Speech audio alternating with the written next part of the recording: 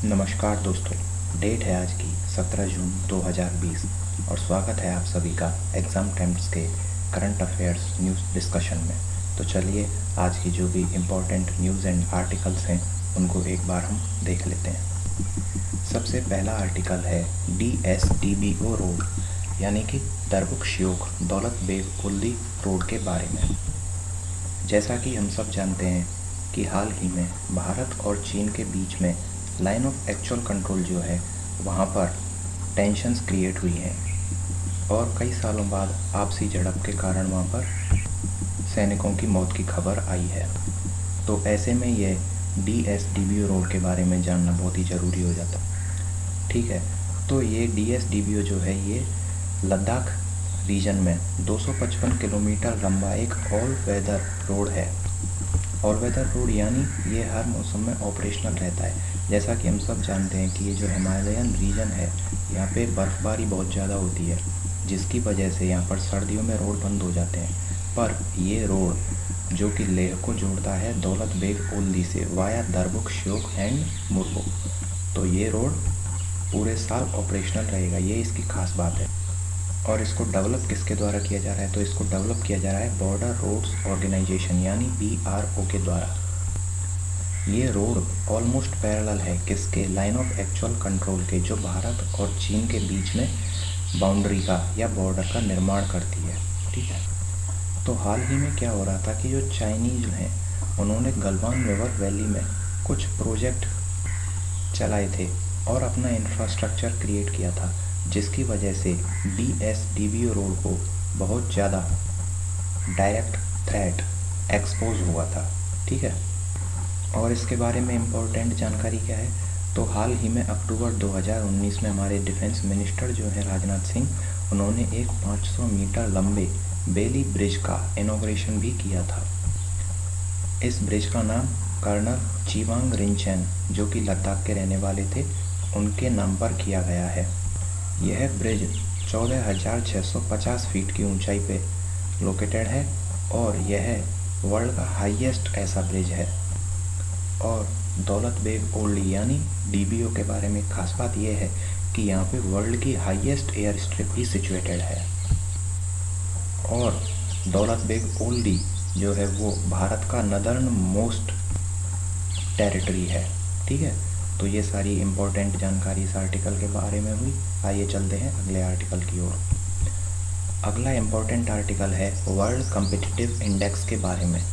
तो यहाँ से जो सबसे इम्पोर्टेंट बात निकलती है वो ये है कि ये इंडेक्स जारी किसके द्वारा की जाती है?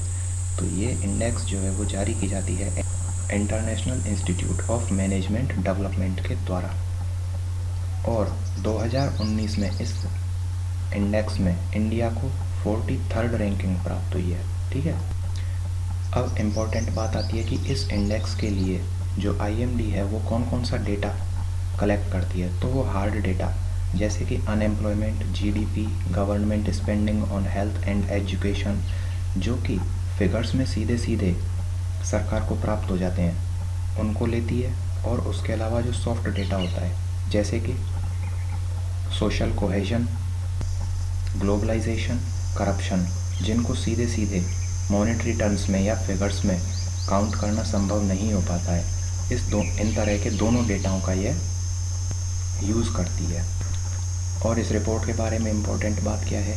तो इस रिपोर्ट में 2019 में जो है सिंगापुर ने टॉप किया, यानी फर्स्ट रैंक पे सिंगापुर है। उसके बाद डेनमार्क सेकंड पे है, थर्ड पे है स्विट्ज़रलैंड, फोर्थ पे है नीदरलैंड्स और फिफ्थ पे है हांगकांग। और इस रैंकिंग के अनुसार India has improved in long term employment, growth, foreign currency reserves, overall productivity, education. और India had declined in taxes, real GDP growth, competition, legislation and exchange rate stability. ठीक है, तो ये इम्पोर्टेंट आर्टिकल था। इसके बारे में आपको ये जानकारी रखनी है कि इंडिया हाल ही में इस इंडेक्स में कौन सी रैंक पे था। तो इंडिया 43rd रैंक पे था। ठीक है, चलते हैं अगले आर्टिकल की ओर।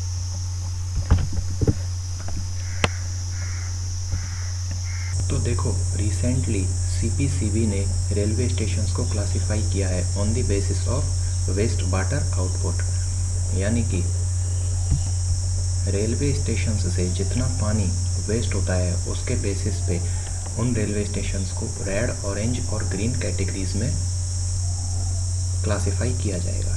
ठीक है, तो अब इसके इम्पोर्टेंट पॉइंट्स क्या क्या हैं वो देख लेते हैं एक बार। ऐसे रेलवे स्टेशन जिनसे 100 किलोलीटर पर डे से ज़्यादा पानी वेस्ट होता है उनको रेड कैटेगरी में रखा जाएगा, और ऐसे रेलवे स्टेशन जिनसे 10 किलोलीटर डेली से लेकर 100 किलोलीटर डेली के बीच में पानी वेस्ट होता है उनको ऑरेंज कैटेगरी में रखा जाएगा, और वे रेलवे स्टेशन जिनसे 10 किलोलीटर डेली से कम पानी वेस्ट होता है उनको ग्रीन कैटेगरी में रखा जाएगा। ठीक है, तो ये आर्टिकल इम्पोर्टेंट था। आइए चलते हैं इसके बाद अगले आर्टिकल की ओर।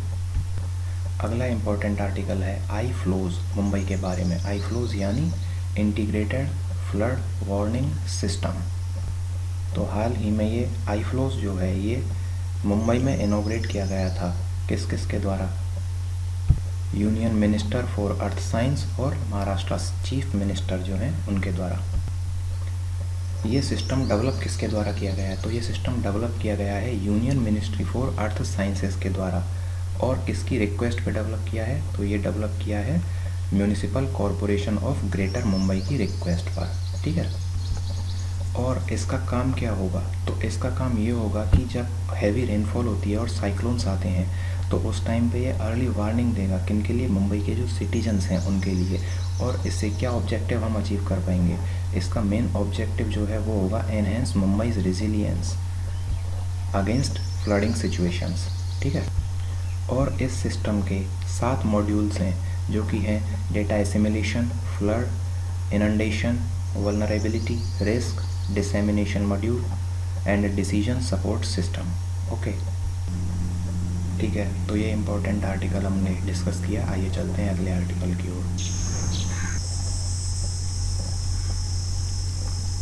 तो रिसेंटली आरबीआई ने इंडिया के कमर्शियल बैंक्स की गवर्नेंस के लिए एक डिस्कशन पेपर रिलीज़ किया है। तो आइए इसके बारे में जान लेते हैं क्या है ये।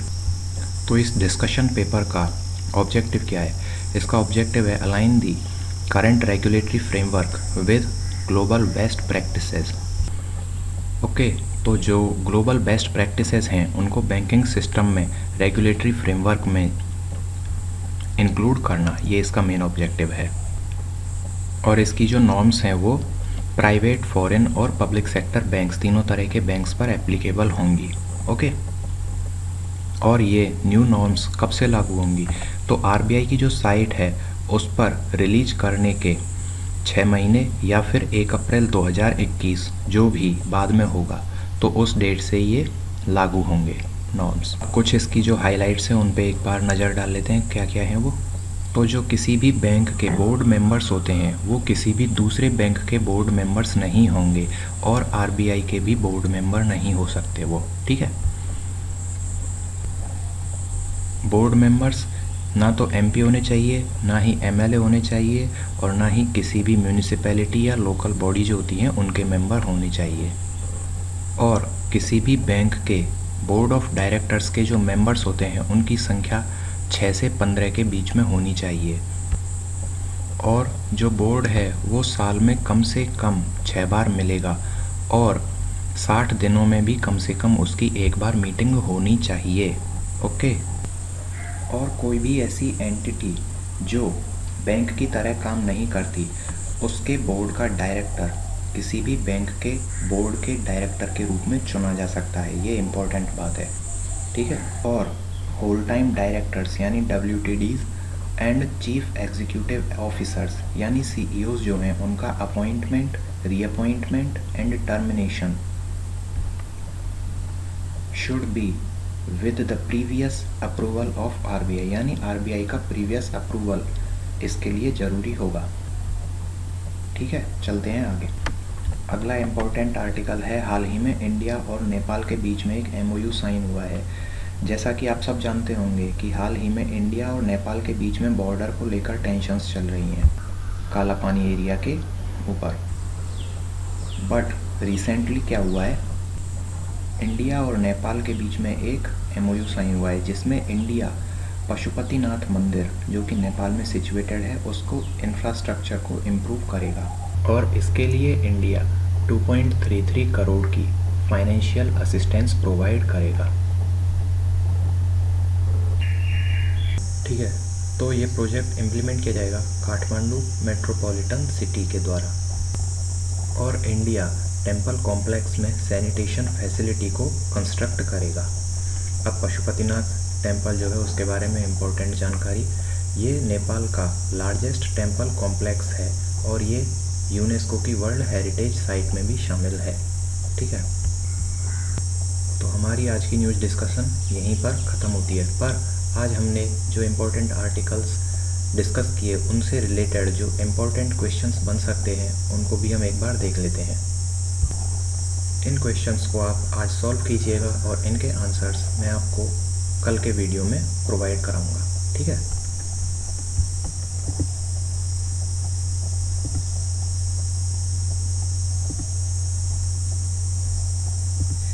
Okay, thank you very much for discussion.